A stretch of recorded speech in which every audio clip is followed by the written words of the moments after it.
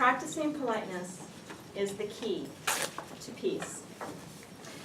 So the When Gallup International Survey reported in the Times January 20th issue, stating that about a quarter of worldwide members, 66,000 plus, believe that the U.S. is the greatest threat to peace. Me, I believe that peace is possible, and I believe that the U.S. has a great hand in peacemaking processes. Now, when you Google how to create peace on the internet, a plethora of ideas will pop up. You will have teaching peace to children. Join an organization that is dedicated to peace. And my personal favorite, sip a cup of tea. Another great idea that they have is to take a would-be enemy and befriend them. So when we utilize the guidelines of etiquette in our relationships, we allow tolerance and kindness to filter out anger, disappointment, and judgmental attitudes. So flashback a few years back, I was knee-deep in a family conflict, and I was at the losing end, and I was filled with hurt and betrayal and bitterness and admittedly even hate. At that moment, I was at my edge. I was over the edge. And I came across this quote that stated, and I'm paraphrasing it, when you smile at your enemy and you're polite to them, they will not know that they are your enemy, and this will give you the upper hand. Thus began my study, my formal study of manners and etiquette. In my cupidity to not commit murder, I decided, let's learn something new and different. And it worked. It worked. Very quickly, the battle was disarmed. And it wasn't because I gave in or that I backed down. It was because I started infusing elements of practicing politeness into any interactions that I had with these people. And that's what I thought of them at the time. Now I think of them as family members, but at the time it was these people. And what happened also was that I began using these methods in my personal life, with my close family, with my friends, with my coworkers, and every single relationship I had changed. And all for the better. And as I started doing this, I remember I had an argument with my daughter, who is a grown adult daughter. And as it escalated, she and I got voices raised.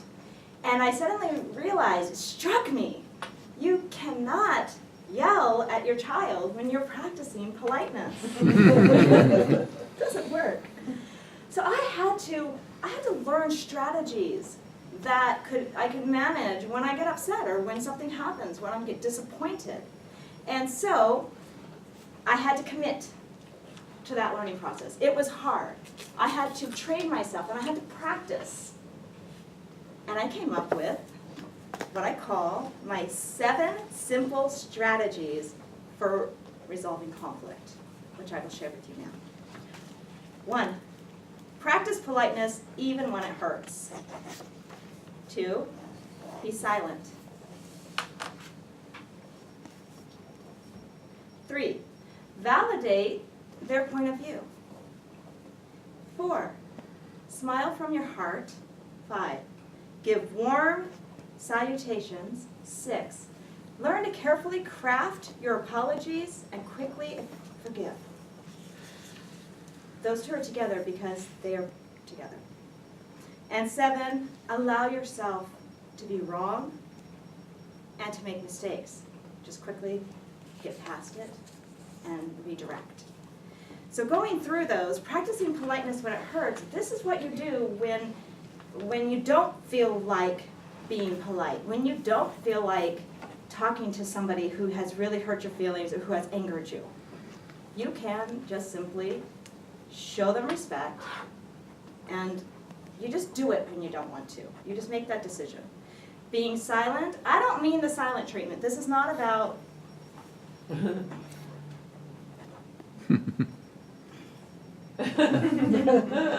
it's about just choosing to, you can deflect it. You can say, that's an interesting point of view, and walk away. Or you can say, well, I need to think about that. Or you can just say, and oftentimes, when the person knows you're upset, they're not going to pursue it. They might, but a lot of times just relaxing and being silent lets them, everything cool down, and then you can revisit it. Validate their point of view.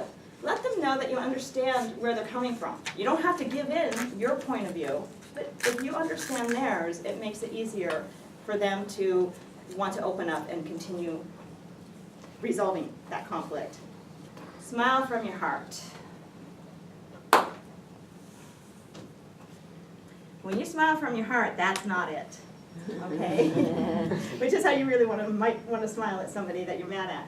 Smiling from your heart comes from making yourself really think something either positive about that person or about something completely else. And then letting that joy kind of bubble in and then giving them a smile. That can help. The warm salutations, when you greet somebody that you are having trouble with or can't stand, it's okay to just seriously say, hello, how are you? And when you leave, goodbye, it was nice seeing you. Then, you can go stuff your face in the pillow and scream for 3 minutes. That's okay. Carefully craft your apologies and have quick forgiveness. This is important because the two do go hand in hand. You cannot be someone who makes a mistake and needs forgiveness and not give it. It goes hand in hand, and allow yourself to be wrong. Forgive yourself, move on quickly. So I'm going to invite you today to pick a day this week where you will actively practice politeness, and you will pick a day where you know you're going to be challenged, and you might find that practicing politeness will in fact bring peace. Thank you.